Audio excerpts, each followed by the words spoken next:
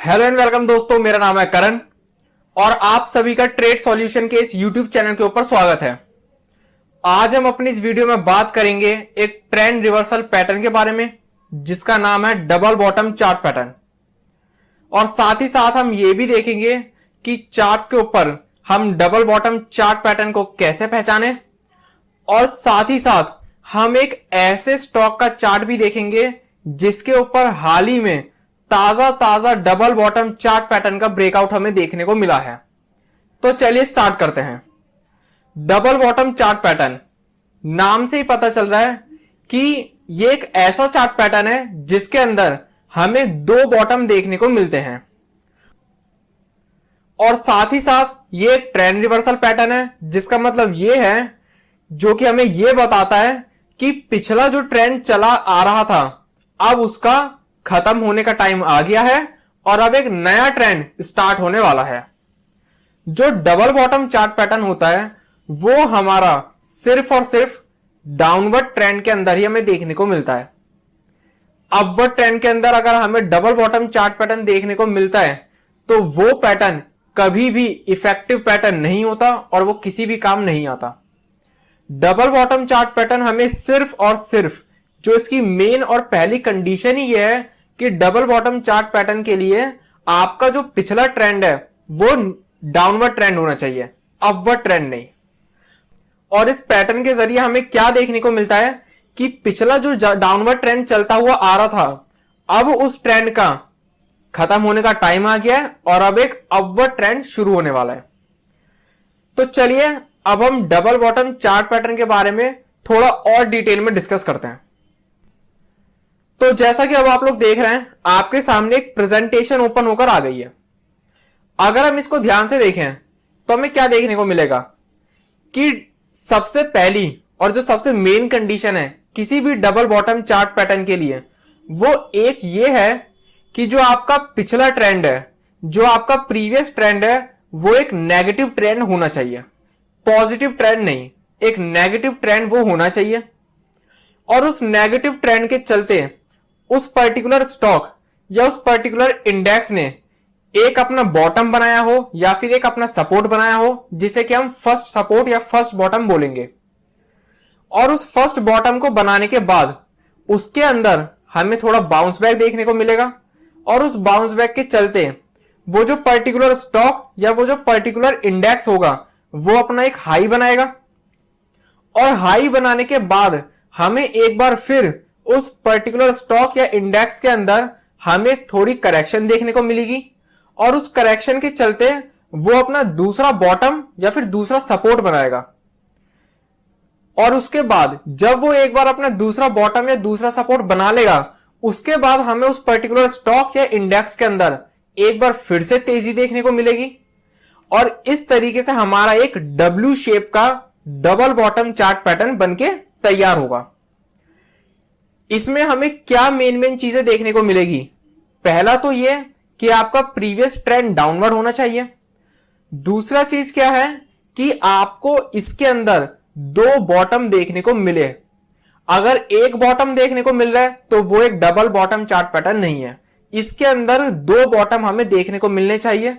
पहला जो downward trend के चलते चलते जो पहला बॉटम बना था वो, और दूसरा जो हाई बनाने के बाद करेक्शन आई थी उसके चलते जो दूसरा बॉटम बनाया था वो। कम से कम दो बॉटम हमें इसके अंदर देखने को जरूर मिलने चाहिए। जिसके अंदर दो बॉटम नहीं है वो हमारा डबल बॉटम नहीं है। अब बात जो आती है वो ये आती है कि इसका ब्रेकआउट किस लेवल पे होगा, या फिर इसके अंदर हमें एंट्री किस लेवल पर लेनी चाहिए, इसके अंदर टारगेट क्या बन सकता है आगे का, और स्टॉप लॉस क्या होना चाहिए। तो जो इसका सबसे पहला जो सवाल है वो ब्रेकआउट का आता है कि ब्रेकआउट किस लेवल पे ऊपर होगा इसका।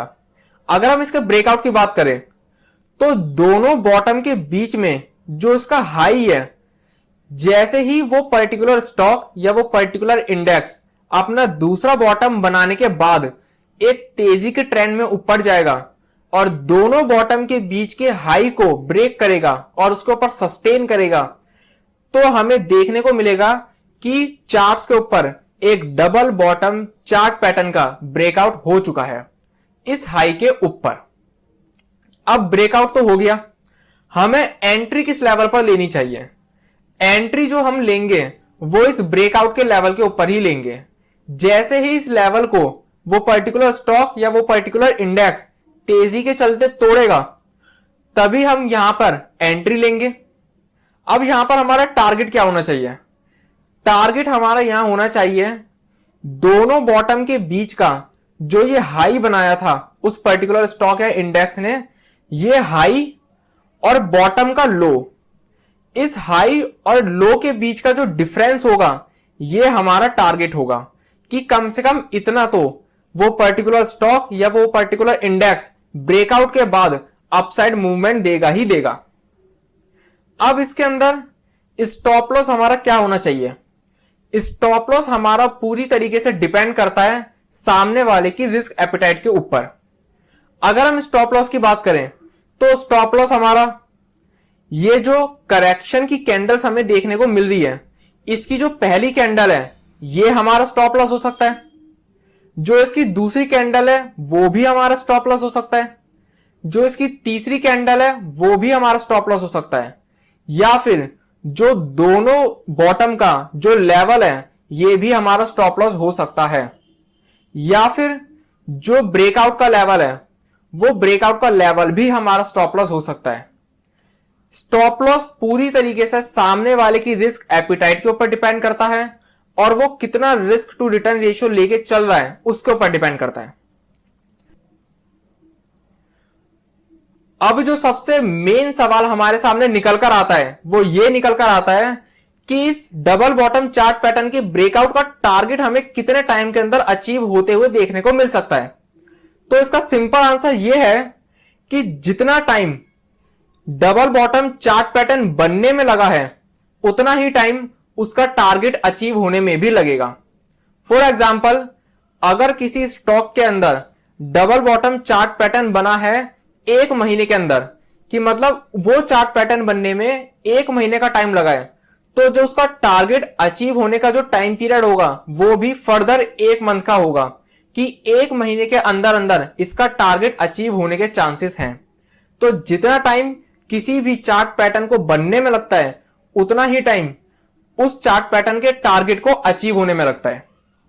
तो चलिए अब हम स्टॉक के चार्ट के ऊपर चलते हैं और चार्ट्स के ऊपर डबल बॉटम पैटर्न को पहचानने की कोशिश करते हैं।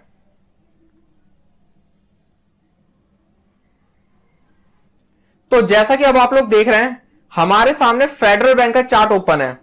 और अगर हम इसको देखें तो हमें स्टार्टिंग में ही एक डबल बॉटम चार्ट पैटर्न का ब्रेकआउट होते हुए दिखेगा, जो कि क्या है, अगर हम यहां देखें तो एक अच्छा खासा डाउनवर्ड ट्रेंड चलता हुआ आ रहा था और इस डाउनवर्ड ट्रेंड के चलते फेडरल बैंक ने एक बॉटम बनाया और जैसे ही इसने अपना ये बॉटम बनाया, फर्स्ट बॉटम जिसे हम बोलेंगे, इसके बॉटम बनाते ही इसके अंदर हमें थोड़ी बाउंस बैक देखने को मिली और उस बाउंस बैक के चलते इसने एक हाई बनाया और जैसे ही इसने अपना ये हाई बनाया उसके बाद हमें इसके अंदर थोड़ी और करेक्शन देखने को मिली और उस करेक्शन के चलते हमें इसके अंदर एक दूसरा बॉटम देखने को मिला और जैसे ही इसके अंदर दूसरा बॉटम बनने के बाद इसके अंदर तेजी आई और इस तेजी के चलते इसने अपने हाई को तोड़ा जो दोनों बॉटम के बीच में, तो उसके बाद हमें इसके अंदर एक अच्छी खासी तेजी देखने को मिली। अगर हम थोड़े और एग्जांपल देखें तो हमें कुछ और एग्जांपल देखने को मिल जाएंगे इस चार्ट पैटर्न के बारे में। अगर हम यहां देखें तो यहां एक छोटा सा chart pattern, double bottom chart pattern हमें देखने को मिलेगा, जो कि यहां पर है। अगर हम यहां देखें तो यहां एक अच्छा खासा डाउनवर्ड ट्रेंड चलता हुआ आ रहा था और इस डाउनवर्ड ट्रेंड के चलते इसने अपना एक फर्स्ट बॉटम बनाया।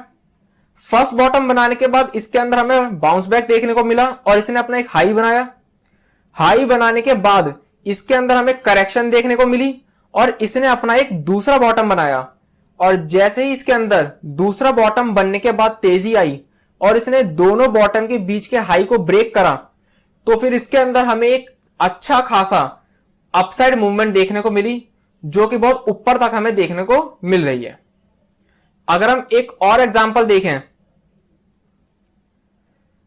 तो हमें एक और एग्जांपल देखने को मिलेगा लगभग यहां पर हमें एक perfect double bottom chart pattern का ब्रेकआउट देखने को मिलेगा।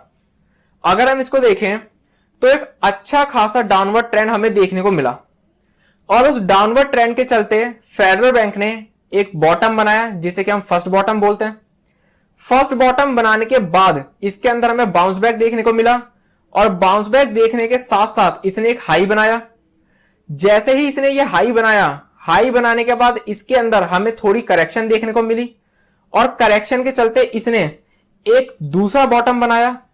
और दूसरा बॉटम बनाने के बाद जैसे इसके अंदर हमें एक तेजी का ट्रेंड देखने को मिला और उस तेजी के चलते इसने अपने दोनों बॉटम के बीच के हाई को ब्रेक करा, तो इसके अंदर हमें एक अच्छी खासी अपसाइड मूवमेंट, बहुत तगड़ी अच्छी खासी अपसाइड मूवमेंट देखने को मिली। तो ये कुछ एग्जांपल्स थे हमारे सामने डबल बॉटम चार्ट पैटर्न के ब्रेकआउट के बारे में। तो चलिए अब हम उस स्टॉक के चार्ट पैटर्न के ऊपर चलते हैं जिसके ऊपर हमें हाल ही में एक ताजा डबल बॉटम चार्ट पैटर्न का ब्रेकआउट देखने को मिला है।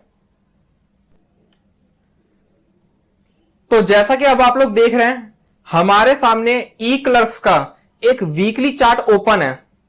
और अगर हम इसके वीकली चार्ट को ध्यान से देखें तो हमें हाल ही में एक ताजा और एक perfect double bottom chart pattern का ब्रेकआउट देखने को मिलेगा। अगर हम इसको देखें तो हमें एक अच्छा खासा डाउनवर्ड ट्रेंड देखने को मिला पिछले कुछ वक्त में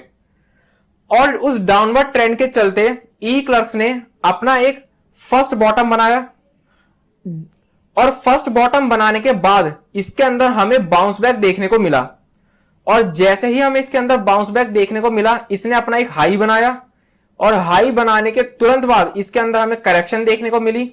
और उस करेक्शन के चलते इसने अपना सेकंड बॉटम बनाया और सेकंड बॉटम बनाने के बाद इसके अंदर हमें एक तेजी देखने को मिली और उस तेजी के चलते इसने हाल ही में अभी पिछले हफ्ते अपना डबल बॉटम चार्ट पैटर्न का ब्रेकआउट दिया था जो कि लगभग 717 रुपए के ऊपर हमें इसका ब्रेकआउट देखने को मिला है और ये ब्रेकआउट हमें अच्छे खासे वॉल्यूम के साथ देखने को मिला है। ये चीज हमेशा ध्यान रखना कि कोई भी चार्ट पैटर्न का ब्रेकआउट हो, अगर कोई भी ब्रेकआउट वॉल्यूम के साथ हमें देखने को मिल रहा है तो वो ब्रेकआउट ज्यादा इफेक्टिव होता है उस ब्रेकआउट के कंपैरिजन में जो कि हमें बिना वॉल्यूम के देखने को मिलता है। बिना वॉल्यूम का ब्रेकआउट भी ब्रेकआउट होता है लेकिन उसके टारगेट अचीव होने के चांसेस थोड़े कम होते हैं, लेकिन जो चार्ट पैटर्न का ब्रेकआउट वॉल्यूम के साथ होता है उसके टारगेट अचीव होने के चांसेस और जल्द से जल्द अचीव होने के चांसेस ज्यादा होते हैं। अगर हम इसको देखें तो इसका लगभग 717 रुपए के ऊपर हमें ब्रेकआउट देखने को मिला पिछले हफ्ते। अगर हम इसके टारगेट की बात करें तो जैसा कि मैंने आपको बताया था कि दोनों बॉटम के बीच का हाई और जो बॉटम का लो है वो इसके बीच का डिफरेंस हमारा क्या होगा, टारगेट। और ये जो डिफरेंस हमारा निकल के आ रहा है वो लगभग 400 रुपए के आसपास निकल कर आ रहा है जो कि अगर हम करंट मार्केट प्राइस से देखें तो लगभग 1000 से 1100 रुपए तक के टारगेट इसके अंदर हमें आगे आने वाले टाइम में देखने को मिल सकते हैं। अब अगर हम इसमें एंट्री का लेवल देखें तो एंट्री का लेवल क्या होगा, अगर हम इसके आज की क्लोजिंग की बात करें तो वो लगभग 764 रुपए के इसके ऊपर इसकी क्लोजिंग है। तो जो इसका एंट्री का लेवल होगा वो करंट मार्केट प्राइस पे इसका एंट्री का लेवल होगा और जो यहां पर स्टॉप लॉस या जो सपोर्ट हमारे लिए बैठेगा वो हमारा बैठेगा इसका ब्रेकआउट का लेवल जो कि 770 रुपए के आसपास है। अब बात आती है कि इसका टारगेट कितने टाइम में अचीव होगा। अगर हम इसके चार्ट पैटर्न को देखें तो ये जो डबल बॉटम चार्ट पैटर्न बनना शुरू हुआ था ये 1 जुलाई 2019 को बनना शुरू हुआ था और इसका जो ब्रेकआउट हमें देखने को मिला है ये पिछले हफ्ते ही देखने को मिला है। तो लगभग 1 साल के दौरान ये चार्ट पैटर्न का ब्रेकआउट हमें देखने को मिला है। तो जो इसका टारगेट अचीव होने का टाइम पीरियड होना चाहिए वो लगभग 1 साल का टाइम पीरियड होना चाहिए कि मतलब 1 साल के टाइम पीरियड के अंदर हमें इसके 1000 से 1100 रुपए तक के टारगेट अचीव होते हुए देखने को मिल सकते हैं। तो मैंने आपको आज अपनी इस वीडियो में डबल बॉटम चार्ट पैटर्न के बारे में सारी डिटेल्स बहुत ही अच्छी तरीके से समझाने की कोशिश की है एंड आई होप कि आपको वो सारी डिटेल्स बहुत अच्छी तरीके से समझ में आ गई होगी। लेकिन फिर भी अगर आपको कोई कंफ्यूजन हो तो आप मुझे कमेंट बॉक्स में कमेंट जरूर करें और अपनी क्वेरी को मुझसे जरूर पूछें। तो इसी के साथ मैं अपनी इस वीडियो को कंप्लीट करता हूं। इस वीडियो का पर्पस सिर्फ नॉलेज प्रोवाइड करना है। किसी भी तरीके का एक्शन लेने से पहले अपने एडवाइजर से कंसल्ट जरूर करें और अपनी खुद की रिसर्च जरूर करें। और अगर आपको ये वीडियो पसंद आई हो तो इस वीडियो को लाइक और शेयर करना ना भूलें और हमारे चैनल को सब्सक्राइब जरूर करें। Thank you.